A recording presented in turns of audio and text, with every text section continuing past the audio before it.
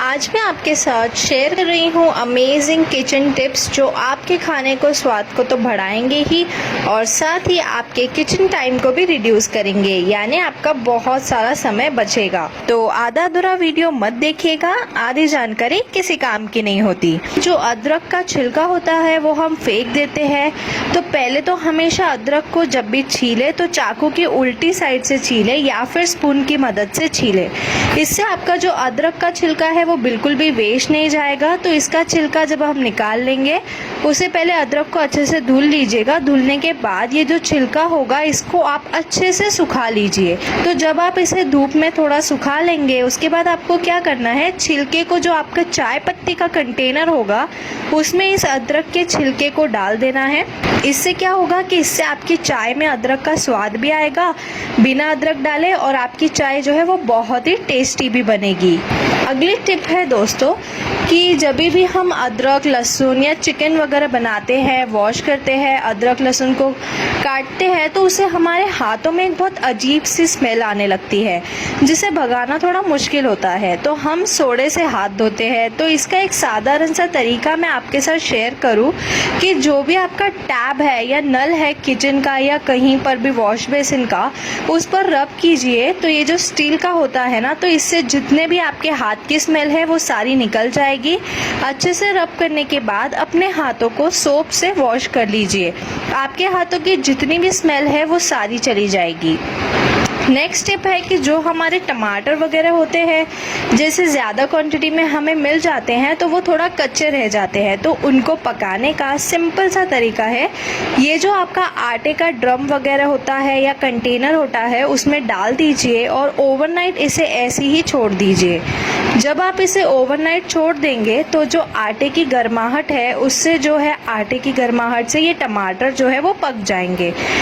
तो देखिए, आप देख सकते हैं कि टमाटर कितने अच्छे से पक गए हैं। तो चलते हैं हमारी अगली टिप पर कि जब हम अदरक लहसुन का पेस्ट बनाते हैं तो उसको लंबे समय तक स्टोर करने के लिए आपको क्या करना है, जो भी आपका कुकिंग ऑयल है, चाहे वो हो रिफाइंड ऑयल यूज़ करते हो, चाहे आप मस्टर्ड ऑयल यूज़ करती हो, तो कोई भी 1 चम्मच ऑयल आप उसमें डाल दीजिए और इससे आपका अदरक लहसुन का पेस्ट जो है वो लंबे समय तक स्टोर रहेगा और उसमें स्मेल भी नहीं आएगी।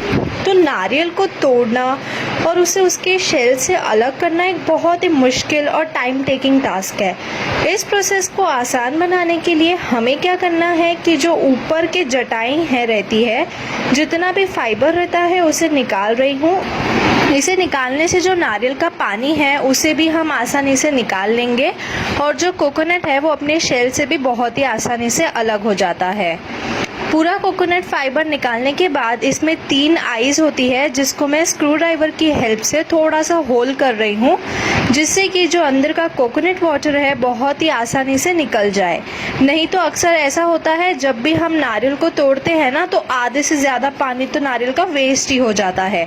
बस अब पूरा नारियल पानी निकालने के बाद इस नारियल को डायरेक्ट फ्लेम पे रख दिया है और एक तो की हेल्प से, ये जो एक टोंग की हेल्प से मैं इसे लगातार पलट रही हूँ। फ्लेम को रखेंगे हम मीडियम टू हाई और इसे 1-1.5 मिनट तक, depending upon the size of your coconut, हम इसे लगातार पलटते रहेंगे। ऐसा करने से क्या होगा, कोकोनट शेल और जो अंदर का कोकोनट है उसके बीच में एक वैक्यूम क्रिएट हो जाएगा और जो कोकोनट शेल है वो आसानी से निकल जाएगा विदाउट एनी एफर्ट्स। 1-1.5 मिनट चलाने के बाद आप देख सकते हैं जो नारियल है वो, मतलब बोलते ना कि खुल रहा है या वैक्यूम छोड़ दिया है, वो ऊपर से छटक गया है। इतना ही हमें इसे भूनना था। तो जो यहाँ पर आप किसी भी हैवी चीज़ से थोड़ा सा प्रेशर देंगे और धीरे धीरे ये जो कोकोनट शेल है वो आसानी से अलग होते जाएगा। बिलीव मी गाइस, ये ट्राइड एंड टेस्टेड मेथड है कोकोनट को कोकोनट शेल से अलग करने का, और जल्दी से ख़राब भी नहीं होगा। नेक्स्ट टिप है डस्टबिन। तो डस्टबिन में कभी भी आप ऐसे ही खाना वगैरह मत डालिएगा, गार्बेज पेपर वगैरह मत डालिएगा। ये गार्बेज बैग ले उसे डालिए और उसके बाद आपको क्या करना है, यहाँ पे आपको लेना है एक न्यूज़पेपर और उसे फोल्ड करके उसके नीचे की सतह पर उसे रख लीजिए। इससे क्या होता है कि जब भी आप इसमें लिक्विड खाना वगैरह डालते हो तो जितना भी पानी होता है वो न्यूज़पेपर सोक कर लेता है और आपका जो पॉली बैग है जब भी आप इसे निकालेंगी होगी तो वो इतना भारी भी नहीं होगा और साथ ही साथ आपको जो पॉली बैग है ये फटेगा भी नहीं। नेक्स्ट टिप है दोस्तों कि जब भी हम खाना बनाते हैं, करी बनाते हैं, ग्रेवी बनाते हैं या कुछ भी सब्जी वगैरह बनाते हैं तो हम क्या करते हैं, उस कड़छी होती है ना जिसे हम पलटन होता है जिसे हम बनाते हैं उसे हम प्लेटफॉर्म पे छोड़ देते हैं, अपने स्लैब पर छोड़ देते हैं, गैस स्टोव के ऊपर रख देते हैं। तो ये बहुत गलत चीज़ होती है।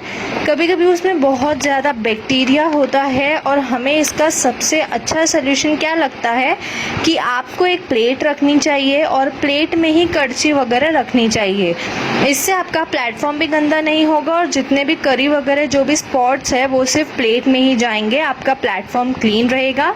साथ ही साथ जो बैक्टीरिया है वो आपके कड़छी में नहीं जाएंगे।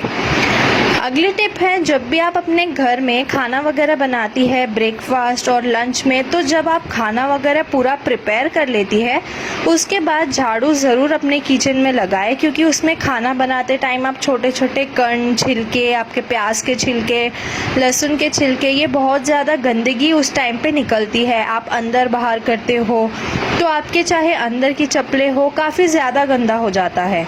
तो उस टाइम पे आपको झाड़ू लगाना बहुत ज़्यादा मस्ट है। इससे क्या होता है कि किचन हमेशा क्लीन रहेगा। तो मैं हमेशा 2 टाइम झाड़ू लगाती हूँ और जो नाइट का टाइम है उसे में मैं पोछा लगाना प्रेफर करती हूँ। तो ये काम आप ज़रूर करिए अगर आप 24 घंटे अपने किचन को साफ रखना चाहते हैं तो। आई होप कि आपको टिप्स अच्छी लगी होंगी और आपको इनमें से कौन सी हैक और कौन सा टिप ज़्यादा पसंद आया है वो मुझे कमेंट सेक्शन में कमेंट करके ज़रूर बताना।